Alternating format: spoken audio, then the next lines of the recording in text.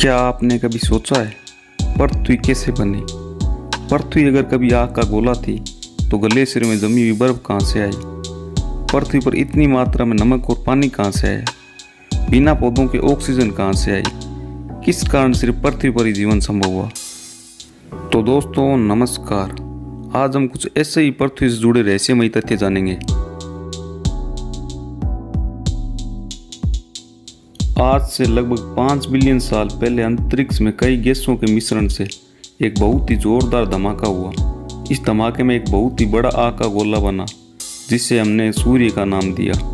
इस धमाके के कारण चारों ओर धूल के कण फैल गए।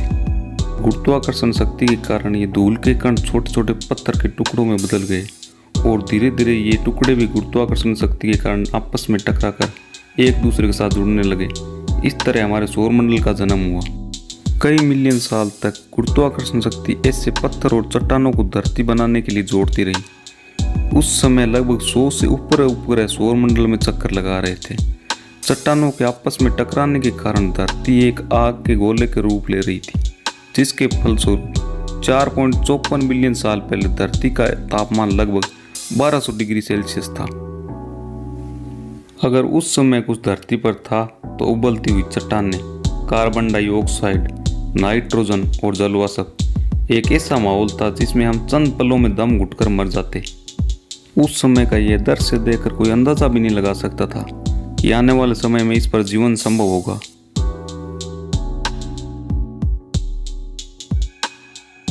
इस सवाल का जवाब जानने के लिए हमें 350 बिलियन साल पीछे जाना पड़ेगा। ये वो समय था जब समुद्र की निचली सतह पर चट्टानों जैसे स्ट्रोमेटोलाइट पत्ते उग रहे थे। स्ट्रोमेटोलाइट ने अपने लिए एक कॉलोनी बना ली थी और इन पर जीवित बैक्टीरिया थे।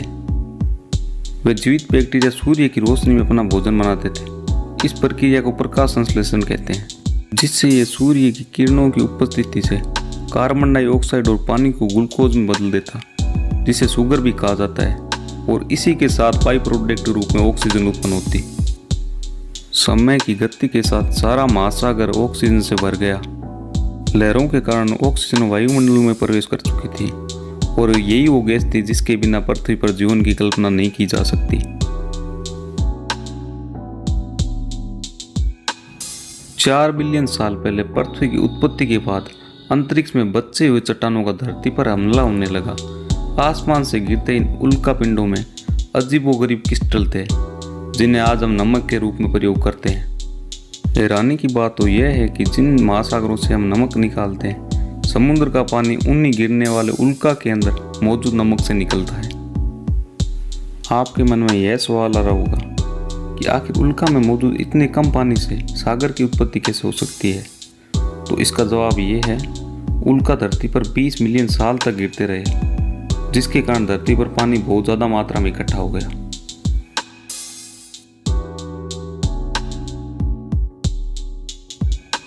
धरती के ऊपर ज्वालामुखी फटने का सिलसिला अभी जारी था। ज्वालामुखी के साथ निकलने वाले लावा के साथ जो हानिकारक गैसें और कार्बन डाइऑक्साइड निकलती थी, वातावरण में फैली सूर्य की किरणों को सोखना शुरू कर दिया, जिससे धरती का तापमान बढ़ने लगा। बढ़ते तापमान के कारण सागर के जल से बादल बने और कार्बन डाइऑक्साइड की उपस्थिति में मिलकर अम्ल वर्षा की शुरुआत हुई। बारिश के साथ आने वाली कार्बन डाइऑक्साइड को चट्टानों और पत्थरों ने सोखना शुरू कर दिया। वातावरण में कार्बन डाइऑक्साइड के खत्म हो जाने से कुछ सालों में तापमान घटकर -50 डिग्री सेल्सियस हो गया। इस स्थिति में धरती को बर्फ की गेंद कहा जाने लगा। चारों ओर बर्फ हो जाने के कारण सूर्य की किरणें धरती से परावर्तित हो जाती।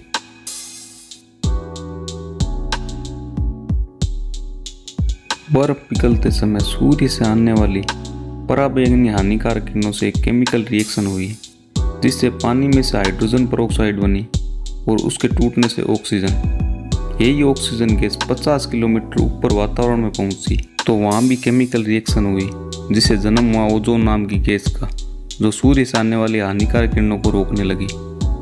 और अगले 150 मिलियन सालों तक यह परत काफ़ी मोटी होती चली गई और इसमें ऑक्सीजन की मात्रा बढ़ने लगी और इसी के साथ अस्तित्व में आए पेड़ पौधे और जीव जाति। तो दोस्तों आज के लिए इतना ही। मिलेंगे अगले वीडियो में। उम्मीद करता हूँ आपको वीडियो पसंद आया होगा। अगर आप नए हैं तो चैनल को सब्सक्राइब कीजिए और हमारे वीडियो को लाइक कीजिए।